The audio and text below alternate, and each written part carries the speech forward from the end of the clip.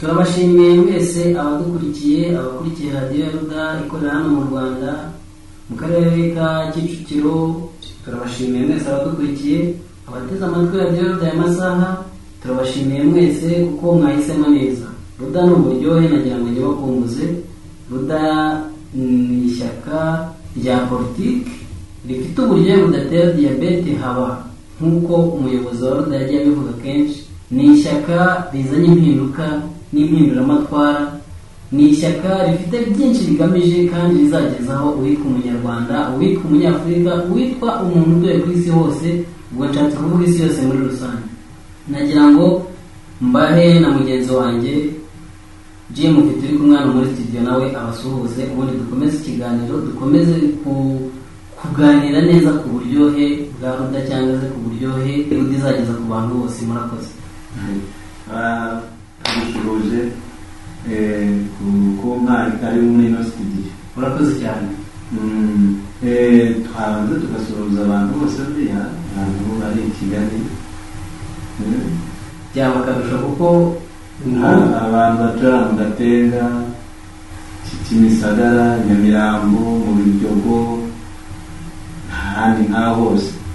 Turongera no gusoza kandi n'abantu batuye mu duce dutandukanye tw'umujyi wa Kigali, abantu batuye Kicukiro, Centre, Ziniya, hasi hariya za Roveni 19, hafi za Irake, abantu batuye Kacyiru hariya za Minisiteri, abantu batuye Gikondo aho ngaho Imburabuturo, Nyenyeri, hejuru Sejeje, bagirwa batuye Kabuga, bagirwa batuye mu Bigutiya. Urahaza kugace mu Bigutiya ako ntabwo cyaje mwana ntabwo nagira, ariko ubwo aze kundangira neza naho nzaje kwareba. Ari nandi bita mu Gasasangutiya aho ni Kabuga n'ungano rumvise aho rwose cyakoze niho narahumvisha ariko sinagera nacyashanje banyeho ndahazi cyane n'ahantu h'abataramu, abantu bafite akarengane kenshi cyane ntabwo aho banagezeyo mujya gushaka amakuru ndahazi bihagije. Tugasuza abantu bari ku Rusumo. Ku Rusumo hariya ni abantu bandi Nyakarambi ndahazi cyane. Tugakomeza Kabarondo tukamanuka dusuza abantu bari Byabega, ukazamuka za Karangazi, za Rwimiyaga, ugakomeza mu Mutara ukagera hirya mu bita ku Muvumba, ukagenda ukajya mu bita Kabarogota. Aho se ujya hamenya? Kabarogota ntabwo ndahagera. Ni ahantu wenda kwambuka ujya mu Buganda. Tukazamuka dusuza abantu bari hano Ibyumba, hano ku mupaka. Turabasoje cyane abantu bari Ibyumba, tuzamuka dusuza abantu bari Ruhengeri. Ibyumba ariko bidasohoje n'abantu bari hariya mu mujyi cyangwa se abantu bari hariya abataramuhandi cyane. Uriya se ugende ahantu heza cyane. Kare Ibyumba ndabona nzanye cyonga buriya nabo ntiwabirengagiza. kandi nawe Ibyumba hirya yaho urenze Ibyumba urenze za Gaseke ukomeza hirya, ubageze Ibyumba kuko urenze ibyo bice uri gukomeza werekeza. Ubwo twe tugeze mu bantu bari hariya mu Ruhengeri, hariya ugana ku mupaka, aho bita ku mupaka ku Cyanika. Umuturage bamugiye kucanika gamu baracana. Ubwo ukamanuka werekeza za Rubavu ukomeje umuhanda ugenda ukajya ahantu hari Rubavu, aho ngaho perezida wa Ruda yarahageze.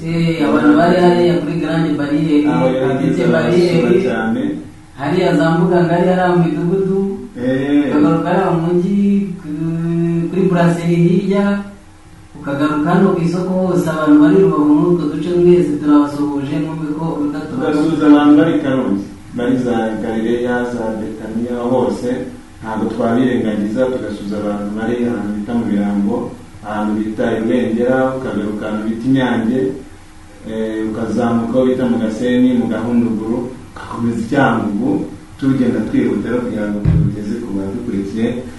Ariko tubashuje ko nabo twakubarirwa abaturage batuye mu Burundi, muri Uganda, muri Congo, muri Kenya, Namibia, Zambia, Angola, Togo n'ahandi. Twagiye kugira ngo n'abayobozi ibihugu byose tuzajya dukomeza kugenda tubereka ko tubakunze kandi tubakurikiye, kuko murabizi mwese turi inshuti, tubanye neza pe, yaba abari hirya mu majyepfo y'u Rwanda, mu majyaruguru y'u Rwanda, iburasirazuba bw'u Rwanda n'iburengerazuba, mwese murabizi ko tubanye neza abaruda, nta kibazo dufitanye, ahubwo turimo gufatikanyiriza hamwe muri utubazo twaba twarabaye mu mateka cyangwa twaba ducaracara twose tutuvugutira umuti twibagirane, ubundi dukomeze gusuza abaruda bari muri Amerika, abari muri Afurika mu Burayi, mu Bufaransa, wabirengagiza ugasiga abari muri za Australia, ubwo zaba uri muri ari muri leta ya Michigan harimo abaruda, muri California harimo abaruda, ari muri Brazil harimo abaruda, abo wabirengagiza se? Gusa wabirengagiza kandi uzi neza ko ari Israel se wakwirengagiza abaruda bari muri Israel? Reka aho gusa nibyo rero bakubwira, nagira ngo ubwire ngo abaruda ni ishyaka. None akarusho karuda rero utazi, ibamo abantu abakene, abakire, abize, abatarize, ab'ingeri zose bayibamo. Nicyo kintu nabonye muri ruda cy'akarusho rero. Kandi ikindi nabonye cya ruda buriya, iyo urebye muri cya gitabo cy'impamvu zari 200 usanga hari ibintu ahubwo bireba abakene cyane, navuga nta muntu wanditse cya gitabo ni umuhanga cyane. Uriya mugabo ni umuhanga, ni umuhanga kandi ku rwego mpuzamahanga. Bishatse kuvuga ibyo yandika ntabwo yahanzweho, ahubwo no guvanga n'umuhanzi, ni ubumenyi yifitiye mu mashuri yize, mu byo yabonye, mu myaka amaze, ibyo byose bigaragara ni umuntu isi yakeneye muri iyi minsi. By'umwihariko kandi gahunda yo gusuhuza hari abantu nongeye kwibuka tutasimbuka tudasuhuje, abantu bari hano mu Bwongereza mu mijyi itandukanye nka Manchester, hariya mu Liverpool, abantu bari hariya hafi leta zitandukanye turabasuhuje, abantu bari hariya i Paris turabasuhuje, abantu bari hariya Belgique turabasuhuje, mwese mudukurikiye. Kandi nagira ngo mubwire ngo rwose ruda nk'uko mwakomeje kubitugaragariza cyangwa se nk'uko namwe iwanyu aho ngaho murimo gukomeza kwiganiraho cyangwa se kwiyamamaza muvuga n'ibyiza byayo, nagira ngo mubwire ngo natwe turabakurikirana, turi muri studio za ruda, mwese turi kumwe. Buriya rero ngiye ruda buriya arantangaje cyane, yewe wabonye umuyobozi wayo bwa mbere akigaragara mu itangazamakuru, bwa mbere yagaragaye yamagana ingoro y'Itegeko Nshinga, abantu babyitayeho cyane, ariko ubwa kabiri noneho amacinga yagiye muri komisiyo y'amatora, agiye gutangaza barabikurikirana cyane, twabaga twari n'abanyamakuru ba ruda, nta kintu cyagomba kuducika. Akihagera byibuze impamvu z'imagana, abantu bose bari babaga bafite impamvu zabo, nako nta nazo. Arafunga igitabo arahabwa nimwirebere, bakubisemo wareba ati nzakora imisoro ku butaka, nk'ikintu cyo gukora imisoro buriya ubona ari ikintu cy'ingenzi cyane. Ikintu cyo gukora imisoro ku butaka ni ikintu cy'ingenzi cyane, kuko ibintu byose dukora tugomba kugira iremezo Imana yaduhaye. Iryo remezo rero iyo umuntu yabibuze niho usanga ubuzima bwabuze, kuko udafite aho utaha ntiwagira n'ubuzima ntibwagenda neza, kuko n'ibyo wakora byose ntacyo wagira. Udafite akantu uvuga ngo ni iremezo, wenda nagize umugisha, wenda ngira gakondo runaka n'igishaka bari metero zingahe, ariko basi n'ubutaka bwanjye mu gihe Imana ikibunije nyiri ku isi, ibyo nibyo bifasha ikiremwa muntu. Mbese navuga ko ariyo fondasiyo Imana yahaye umuntu kugira ngo abeho, ibindi byose azabishaka inyuma, ariko afite ikintu cy'ibaro, afite abataha. Ariko nibyo kubera yuko usanga muri bimwe bituma ubuzima bugora abantu naho cyane, kuko ufite ahantu utaha ibindi biroroha cyane. Ukagaruka ukareba, hari ikintu akunze kugenda agarukaho cyo kuzamura imishahara y'abarimu. Ese kuko hano ni ikintu wabona kuko cyaba gikenewe kurenza ibindi byose ku buryo abarimu bakongererwa imishahara? Urakoze cyane. Iki kintu yakirebye nk'umuntu ufite inararibonye, kandi ibigaragara ko nk'uko abivuga ufite imyaka 250 apana iriya igaragarira ku ruhu, iyo ko afite imyaka 48. Ariko buriya icyo kintu ijambo si nko guha agaciro umuntu wamuhaye ubumenyi buriya. Ibyo birumvikana, ariko by'umwihariko nanone buriya nagira ngo mubwire ngo igiti uwagihaye ifumbire niwe utuma kiba igiti. Umukiremwa muntu cyangwa umuntu uwo ari we wese, ubuzima nagira ngo mubwire ko uwo azaba we cyangwa icyo azaba cyo agihabwa na wa mwarimu umwigisha gusoma no kwandika no kubara n'ibindi, umwigisha gufata ikaramu, umugira uwo azaba we. Umwarimu ni nka moteri, niwe moteri y'ubuzima bw'umuntu, y'ubumenyi, isoko y'ubumenyi. Urakoze cyane. Umwarimu niwe rufatiro urutuma umuntu aba uwo azaba we. Icyo azaba cyo nashaka azaba umucuzi cyangwa umusuderi, ariko afite uwamwigishije kubara ibyo bintu. Uwo muntu akwiye kuba umuntu witabwaho cyangwa se uhabwa agaciro. Agaciro ntikabe mu magambo gusa, bikagaragara no mu mpinduka z'ubuzima bwe, akabasha kubona ubuzima bwiza, agahabwa amafaranga akwiye kumubeshaho. Buriya ndibuka mwarimu wanyigishije yitwa Rozariya, ngitangira mu wa mbere, yafataga icaki akanyandikisha, ariko narebye amasaziro ye, yaje kugira ikibazo cy'uburwayi, ishaje n'umukene, abayeho mu buzima bugayitse, kandi umuntu watanze ubumenyi abanyuze imbere ye benshi, bamwe ni abakozi mu biro bikomeye, nta bakozi ba za minisiteri, ariko we arakeneye kuko yaje kugira uburwayi, ageze mu zabukuru, ariko ubu ariho nabi cyane. Urumva ni ikintu kibabaje kuko akazi yakoze nta kintu cyo cyo kumufasha umunsi, kandi ari umuntu abantu benshi yarabonye baranyuze mu maboko ye. Urumva rero Ruda yatekereje gufasha abo bantu kuzamura umushahara wabo. Reka dusuze abarimu bose bakwigishije, bose turabashuhuje, bose aho bari bose. Abarimu mwese turabasuhuje, ibyo byose turabashimira kandi ko mwatureze neza mukatugera aho turiho uyu munsi. Turabashuhuje rwose, mwese mugire ibihe byiza, tubifuriza umwaka mushya muhire wa 2019. Ikindi nabonye muri cya gitabo, abana Ruda izazanira umushahara ku muganga. Nawe urebye umuganga buriya yuko ukagira amaboko ya muganga, ushobora no kutakwitabira. Ni ikintu yatekerejeho cyane, sinzi niba nawe ari kubibona, ariko umwarimu rwose, umwarimu, umuganga n'umwarimu ni abantu b'ingenzi mu buzima bw'abantu. Urakoze cyane k'icyo kintu. Umuganga ni wa muntu witabaza kandi ari ngombwa ko agutabara. Umusaba ubutabazi buri ngombwa ko abuha, akabikorana umutima ukunze, urimo urukundo n'ishyaka. Ibyo byose rero umunyarwanda yaciye umugani aravuga ngo ikirima ni ikiri mu nda.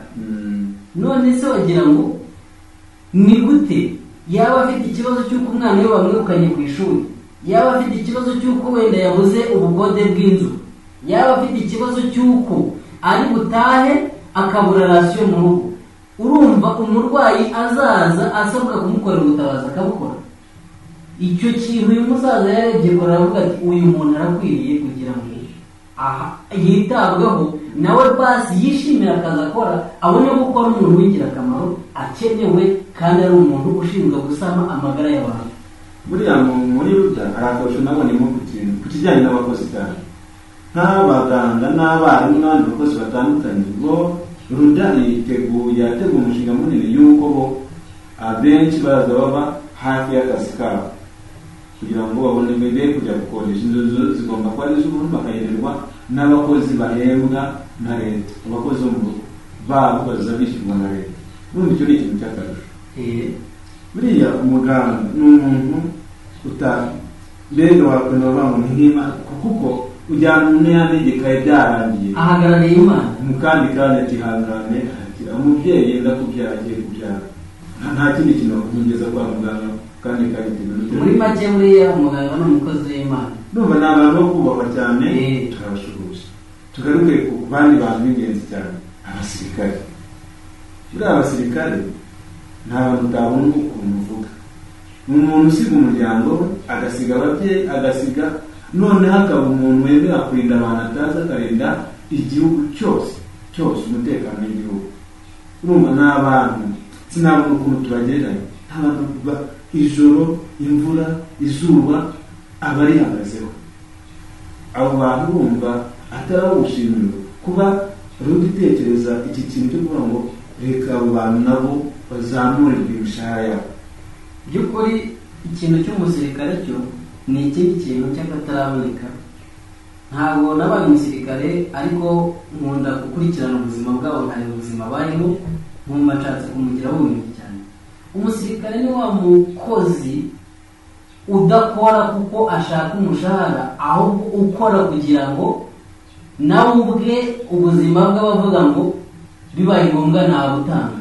Bitandukanye na wa wundi uvuga ngo narize ngomba gutanga ibyo nize bakampa amafaranga. Oya, we biratandukanye kuko we abavuga ngo njyewe ubwanjye ni igitambo mu kazi nkora, nariyeguye wese abandi bakabaho. Usanga ari wa muntu ukora akazi gatandukanye n'akabandi, kuko mu gihe abandi baryamye babona waba ari mu kazi, kandi ni ikiremwa muntu n'abandi nawe ayo masaha abaye yaryamye yagubwa neza. Ese urumva uwo muntu watekerejwe akumva ko akwiye guhabwa amafaranga amukwiriye, cyangwa se gukemurirwa inshingano ze zimureba z'ubuzima kugira ngo nawe abeho neza, abashe guhabwa agaciro nk'akazi akora karemereye kuruta iyindi mirimo? Urumva umuntu adakwiye guhabwa agaciro? Ni abantu b'agaciro cyane, kuko nuvuga ngo ubundi umusirikare agomba kwitangira, adashoboye kwirwanaho. Ahari ari muri uwo mwanya mpamvu niba igihugu gitewe, abagore n'abagabo ntibazi ko barwana n'umwanzi, ariko umusirikare we kuko abishoboye ahangane arengere imitungo yabo, arengere n'ikiremwamuntu. Rero abantu bo kwitabwaho cyane. Tugarutse rero, hari ikindi kibazo ubona kunze kubaho cyatunatumye rubyara ibintu byito cyane. Umusirikare agenda akaba mu gisirikare, igihe kikagera akacikamo ukuboko agataha, ugasanga ubuzima bwe rimwe na rimwe bugiye habi. Icyo kintu sinzi niba barakibonye. Icyo kintu ni ikibazo kitoroshye mu cyabayeho kandi kigaragara ku butaka bw'u Rwanda ko ntabwo kirakemuka, ariko dufite umuti wacyo cyangwa ibisubizo byacyo abaruta. Kuko icyo kibazo uhereye kuri leta zagiye zibanza, nta muntu wigeze agikoraho ubushakashatsi ngo abone ko uwo muntu ari umuntu w'umumaro. Ibyo ari byo byose igihugu bamwitirira ko yitangiye, cyangwa bigaragara ko yitangiye, cyangwa ubwe yitangiye. Sinzi nimba icyo yitangiye ari ikintu kidafite umumaro by'uko atabihemberwa cyangwa atabishimirwa. Sinzi nimba atarakwiye guhabwa agaciro, ariko urimo urasanga hari ubu usanga akavuga ngo narwanira igihugu, benshi bagendana ubumuga, numvise rero atarimo bakorana kuvuga ngo ni abana n'ubumuga. Nimba ari ryo shema, nimba ari ryo sexy, nimba ari ryo cyubahiro, nta kintu ibyo bimaze, ahubwo ugasanga ubuzima bwe bubaye habi. Ni gute ukwiye kubona umuntu agendera mu kagare, wenda umwe yamugaye agiye gutera rukare, undi yamugaye ari ku rugamba arwanira igihugu, abo bantu ugasanga babaye mu buzima bwe? Icyo kintu ni ikibazo. Jewe mu gitekerezeho, umuntu umwe wenda yamugaye akoze impanuka, undi yamugaye arimo kurwanirira abantu no gukora abantu, ariko ugasanga uyu munsi wabaye mu buzima bubi. Niyo mpamvu twashimye no munawe ni umuhanga cyane, kuko ingingo irimo narayisomye yo kurengera abo bantu, kwitabwaho by'umwihariko kugira ngo abo bantu bashobore kugira ubuzima bwiza. Kuko kuba yarakoze igisirikare yarwana igihugu, kandi igihugu ni igikirego, agomba kugira ingengo y'imari umuntu imugenerwa, akabona byinshi bigomba gufasha ubuzima bwe, agatuzwa neza, agahabwa iby'ibanze by'ingenzi byose bituma umuntu agira ubuzima bwiza, akazagira amasaziro meza, akavuga ati koko iki ni igihugu cyanjye, akagikundisha n'abamukomokaho, ndetse n'umubonye wese akavuga ngo umuntu yarwaye yabaye umwari w'igihugu, ntabone ko ari igihugu.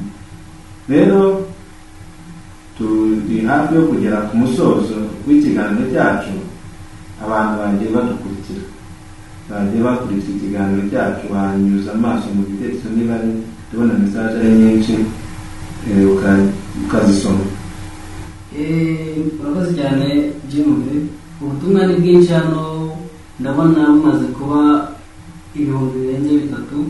Amasaha yatugendanye, ariko turagerageza gusoma barihangana, tuzakomeza no gutanga ikiganiro. Wa mbere wanditse ati nitwa Mukandayisenga Merere hano i Nyaruguru.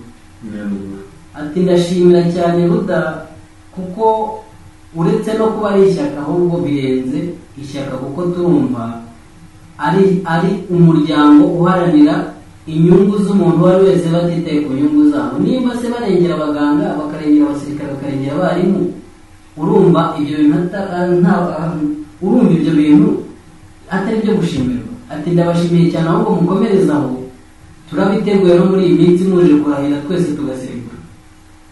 Uyu nawe ati nitwa Gasana, ndi hano mu majyaruguru y'u Rwanda, hano hafi mu karere ka Gakenke. Ati by'ukuri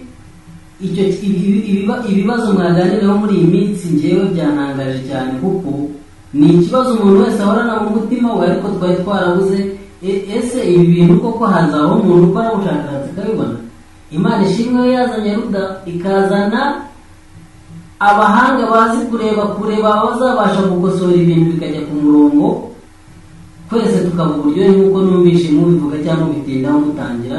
Ndabashimiye cyane. Uyu nawe ati nitwa Ngwije, ndi hano muri Tanzania.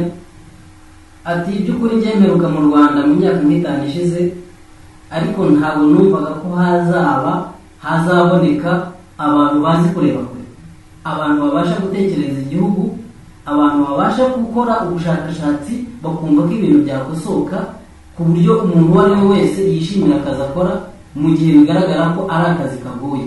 Ndabashimiye cyane, Ruda mukomerezaho, ahubwo mugire vuba, twiteguye twese kwambuka tukaza kwifatanya intsinzi yanyu mu kurahira. Sekoroni twasoza twasoreza iki kiganiro cyacu rero. Ku bari badukurikiye, wandikira kuri interinete wanditse eshatu Ruda TK, wababwira nimero za telefone batubarizaho. Abandi bahamagara kuri nimero ya telefone igendanwa. Ku bari hanze y'u Rwanda barandika agasaraba 550 788 42 862 Ruda.